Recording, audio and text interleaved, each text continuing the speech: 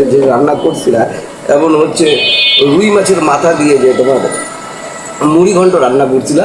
আচ্ছা, মুড়ি ঘন্ট দিয়ে মনে পড়ে গেল, মুড়ি ঘন্ট মুড়ির মধ্যে তো ওই যে মুড়ি ঘন্টতে তো মুড়ি থাকে না, মুড়ি তো থাকে না, ওর নাম মুড়ি ঘন্ট কেন?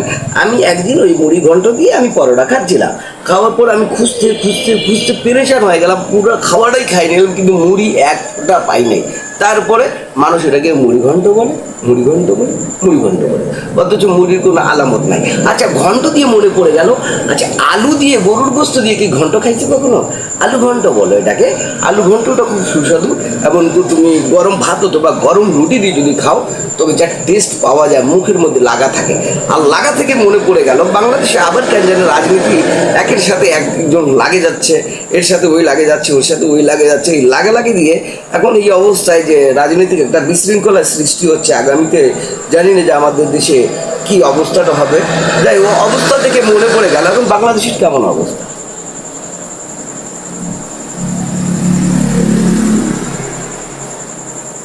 বলেন। আজব ঘটনা, আপনি কথা বলবেন না? আমাকে ডেকেছেন কেন? কথা বলার জন্য না? কথা বলুন প্লিজ। আমার অনুষ্ঠানে দর্শক আমি বলেছিলাম আজব এক ধরনের লোক, আসলেই ইনি আজব। একটা অনুষ্ঠানের কিছু অংশ থাকে, সে অংশের তোয়াক্কা না করে যে ধরনের লোক কথা না, অংশ থেকে মনে পড়ে গেল সেটা রচনার মধ্যে কোনো কথাই নাই, রচনার মধ্যে অংশ থাকে। যেমন তুমি লিখতেছো একটা গরুর রচনা, একটা কিসের রচনা লিখতেছো? গরুর রচনা। তার মধ্যে থাকে সূচনা, বর্ণনা, তারপর সবার শেষে চলে যায় উপসংহার বা উপহার, যেটা একটু সেটা বলো না কেন, এগুলো নিয়ে একটা রচনা হয়। কিন্তু অনুষ্ঠানের মধ্যে কিসের রচনা? অনুষ্ঠানে তো কথা বলতেছি। ও, রচনা ব্যানার্জি থেকে মনে পড়ে গেল, দিদি নাম্বার ওয়ান একটা অনুষ্ঠান করে রচনা ব্যানার্জি, সে কিন্তু অমিতাভ বচ্চনের সাথে একটা ছবি করবে না। আমার অনুষ্ঠানের মধ্যে ঘটনা তারপর তোমার হচ্ছে কি কয় ঘটনা হচ্ছে, ওই অমিতাভ বচ্চনের সাথে একটা ছবি করছিল জানো, সূর্যা গানসম। আরে সে কি সুন্দর ছবিটা করছিল ওই রচনা ব্যানার্জি, অমিতাভের মতো মানুষের সাথে সে ছবি করছে। আপনি একটা ফালতু লোক, 100% আমি আসি এই কথার আমার অল্পটুকু আমার অহংকার নাই। আমি যে ফালতু লোক এই কথার আমার এখনো অল্পটুকু অহংকার বোধ নাই। আমি ফালতু থাকতে পারি, আমি ফালতু থাকতে পছন্দ করি, আমি ফালতুভাবে চলতে পছন্দ করি, ফালতু কথা বলতে পছন্দ করি, আমি সব দিক থেকে ফালতু। হ্যাঁ বলো, আর কিছু বলবো? প্রশ্ন করো, তুমি অনুষ্ঠানে, তোমার অনুষ্ঠানে আছে, তুমি প্রশ্ন করবো না? আজব ঘটনা, কেমন ব্যক্তিত্ব। আপনার সাথে প্রশ্ন কি বলবো? আমি কথা বলতে যাচ্ছি, আপনি আমার মুখের কথা কেড়ে নিয়ে কথা বলছেন। কেড়ে নিয়ে? আমি কেড়ে নিয়েছি? কেড়ে দিতে নয়, শয়তানরা যখন নায়িকাগুলোকে ধরে কি বলে, এ শয়তান তুই আমার দেহ পাবি, মন পাবি না। ওটা তো অন্য সিনেমার একটা ডায়লগ। না ডায়লগ, শয়তান ছেড়ে দে, শয়তান তুই আমার দেহ পাবি কিন্তু মন পাবি না। তো শয়তান ধরছে কেন? তোমার বেশি কথা বলবো না, অনুষ্ঠান সবাই দেখে। যাই হোক, এখন তুমি তোমার যদি কোনো প্রশ্ন থাকে তুমি করতে পারো, যেহেতু অনুষ্ঠান তো এখন। হ্যাঁ, আমি জানতে চাচ্ছিলাম বলো আপনার পেশাটা কি পেশা করে? এই যে আমি সকালবেলা ঘুম থেকে ওঠার পর প্রথম যে কাজটা করি সেটা হচ্ছে প্রস্রাব করি। ঘুম থেকে উঠে আমার প্রথম কাজ হচ্ছে প্রস্রাব করা। এটা কি পেশা? প্রস্রাব করে সকালবেলা ঘুম থেকে উঠে প্রথম যে কাজটা হচ্ছে কাজ। কাজ মানে কি? পেশা মানে কি? কাজ। সে কাজটা যেটা করি সেটা হচ্ছে আমি আপনি অর্থ উপার্জন করেন, সেটাকেই পেশা বলা হয়। অর্থ উপার্জন থেকে মনে পড়ে গেল, অর্থ উপার্জন করে কি করবে? পৃথিবীতে অর্থ বর্তমানে বাংলাদেশ থমকে আছে, এরকম একটা অবস্থা চলছে। এটার ব্যাপারে আপনার মন্তব্য? একটা গান মনে পড়ে গেল, তোমার থমকে থাকে,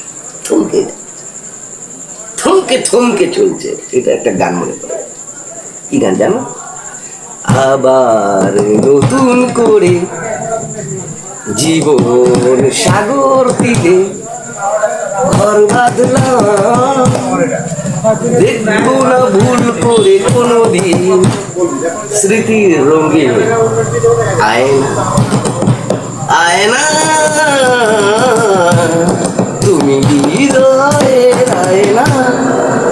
এটা দিয়ে আপনি কি বোঝাতে চাচ্ছেন? দেখো বর্তমান যে সরকার আছে, তোমরা ওইটাকে ইন প্ল্যানিং গভর্নমেন্ট বলো না কি বলো আমি জানি না, interim government. In planning government. In planning না, ইন্টারিম গভর্নমেন্ট মানে আস্তে আস্তে বলো বলো। Interim government. In interim government. In টা রিং রিং রিং আবার বলো। ইন টা রিং গভর্নমেন্ট। রিং মানে কাপড় ধোয়ার রিং না কি এটা কি? মানে আমাকে তুমি ইংলিশটা শিখিয়ে দাও। দর্শক ভাই আমি ইনাকে একটা ইংলিশ শিখাই আসছি, আপনারা একটা বিরতি নিন। দর্শক বিরতির পর আপনাদের স্বাগত জানাচ্ছি। আমাদের মেহমান ইন্টারিম গভর্নমেন্ট কথাটা বলতে পারছিলেন না, তো আসুন তার সাথে কথা বলি। এখন বলতে পারছি। আসলাম। আপনাকে না বল। ও আচ্ছা হ্যাঁ। ইন্টারিম গভর্নমেন্ট এখন তো বুঝতে in planning government. In planning নয়, ইন্টারিম। আচ্ছা যাই হোক, আমি আপনাকে বাংলায় বলি। অন্তর্বর্তীকালীন সরকার। অন্তর্বর্তীকালীন সরকার।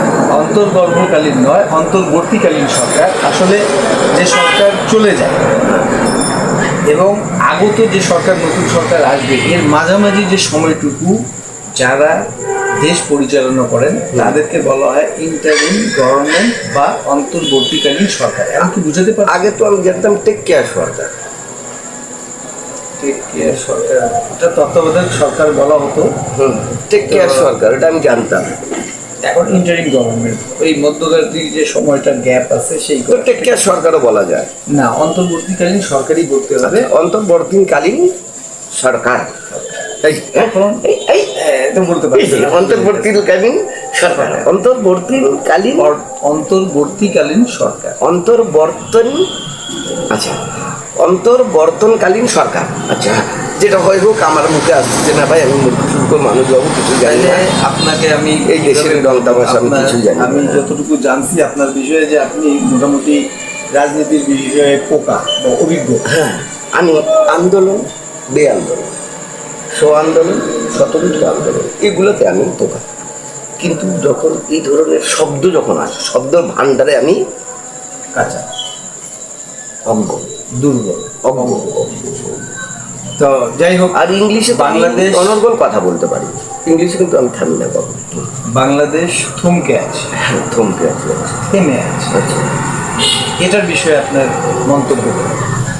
বক্তব্য দেবো না, মন্তব্য করবো। আপনার মন্তব্যটা জানতে চাচ্ছিলাম যে বাংলাদেশ বর্তমানে ইন্টারিম গভর্নমেন্ট বা অন্তর্বর্তীকালীন সরকারের সময় বিভিন্ন দিক থেকে থমকে আছে, এটার বিষয়ে আপনি আলোকপাত করেন। আলোকপাত করবো কি বিষয়ে আলোকপাত করবো? দর্শক, আমাদের যিনি গেস্ট, আপনার নামটা প্লিজ? কদুমিয়া। কদু মিয়া। আমি জানতাম উনি একজন জ্ঞানী ব্যক্তি, রাজনীতির পোকা, রাজনীতির বিষয়ে ভালো জানেন। আমি কিছু বলতে পারছি না। চা বিস্কিট আনাও না। তা আসলে চা বিস্কিট এখানে হয় না, আপনার মতো লোককে তো আরো চা বিস্কিট দেওয়া উচিত না? চিপস আনবো, একটা চিপস খাই। হ্যাঁ, ইনি রাজনীতির বিষয়ে কথা বলতে মনে হয় অজ্ঞ। নতুন একজনের সাথে আমরা আলাপ করব, আশা করছি তিনি হয়তো বা আমাদের প্রশ্নের উত্তর দিতে পারবেন। আল্লাহ হাফেজ।